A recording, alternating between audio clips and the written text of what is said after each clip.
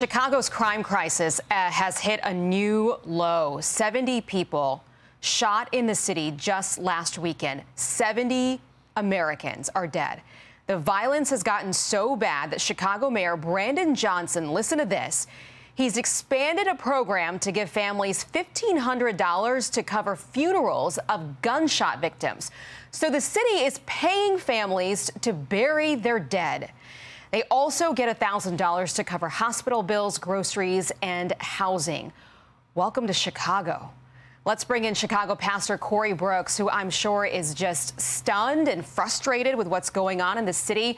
How do you feel, Pastor, when you see the state of this city now to where it's not even about the money, okay? $10 million set aside to cover the costs of funerals and things like, it's not about the money.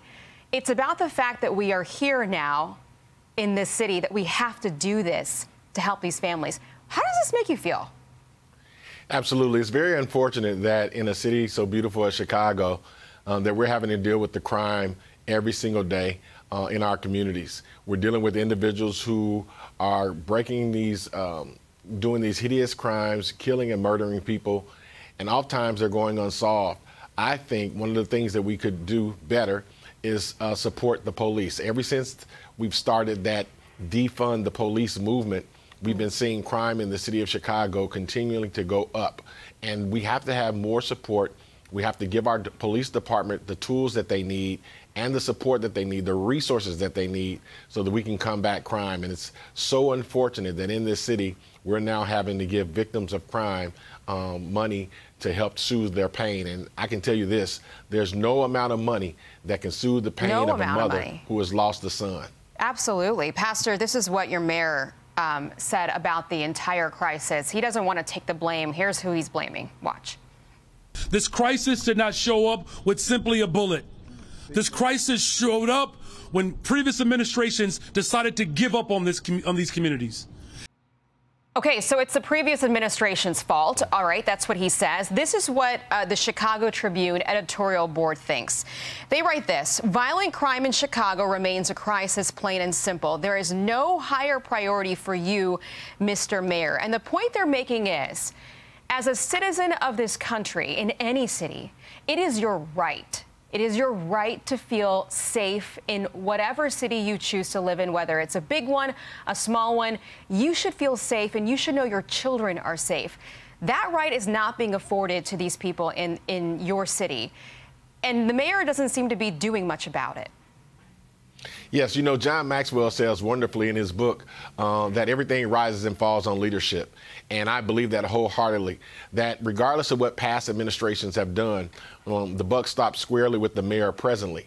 He cannot point the finger. He cannot push the blame toward others. He has to accept the responsibility for the entire city.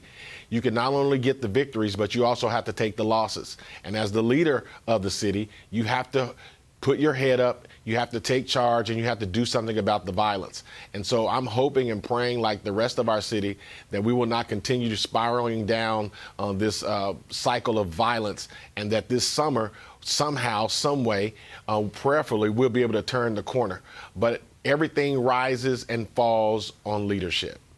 Pastor, do you think that the federal government should now get involved if the mayor is not going to be able to do much other than hand out a bunch of cash to families to bury their dead? Do you think now President Biden needs to pay attention? Well, I think it's long overdue that the federal government looks at the situation in Chicago. We cannot continue this cycle of violence, because if we do, we're going to continue to have people move out of our city. We're going to continue to have a failing in schools and communities, in our communities. We're going to continue to see the cycle of people moving out of the city. And this beloved city, this beautiful city, is going to start looking more like a Detroit. And that's something that we cannot afford to happen. 70 people. I mean, I can't get over the numbers. And sometimes the numbers, you know, get lost. But those are human beings. Those are families that are just shattered. Pastor Brooks, you're a good man, and hopefully this country can come together for the sake of your city. Thank you for joining us. Thank you so much. Hey, Sean Hannity here. Hey, click here to subscribe to Fox News YouTube page and catch our hottest interviews and most compelling analysis. You will not get it anywhere else.